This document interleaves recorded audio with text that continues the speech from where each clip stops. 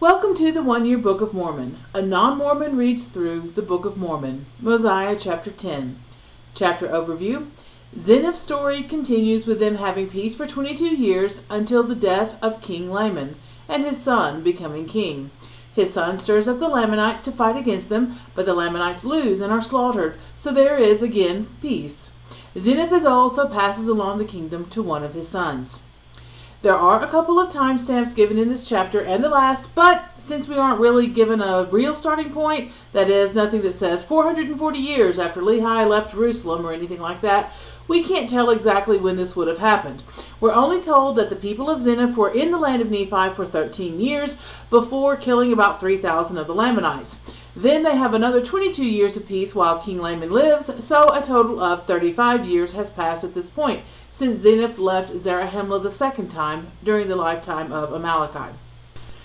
After King Laman's son becomes king, he begins to stir his people up in rebellion against my people, but Zeniff has discovered their plans and made preparations for it. Verse 8 describes the Lamanites and yet again sounds like the Native Americans of North America, according to the settlers. Men armed with bows and with arrows and with swords and with scimitars and with stones and with slings, and they had their heads shaved that they were naked, and they were girded about with a leathern girdle about their loins.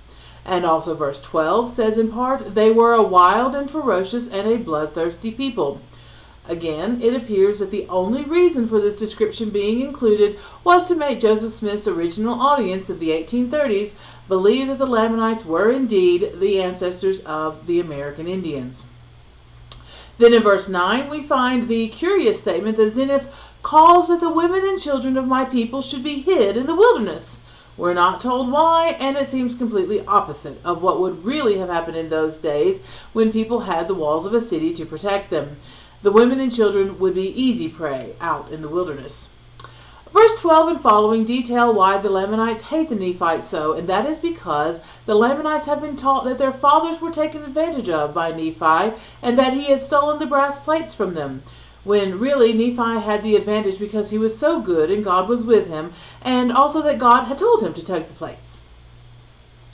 Verse 18 records that Zeniff reminded his people of the lies that the Lamanites believed to prepare his people for battle, but then curiously says that due to King Laman's deceit in telling them they could have the land, we have suffered these many years in the land.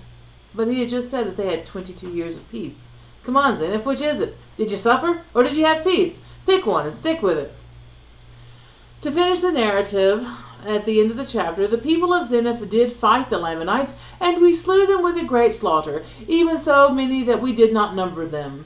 Then they had more peace. Then Zeniff is so old that he hands the kingdom down to one of his sons.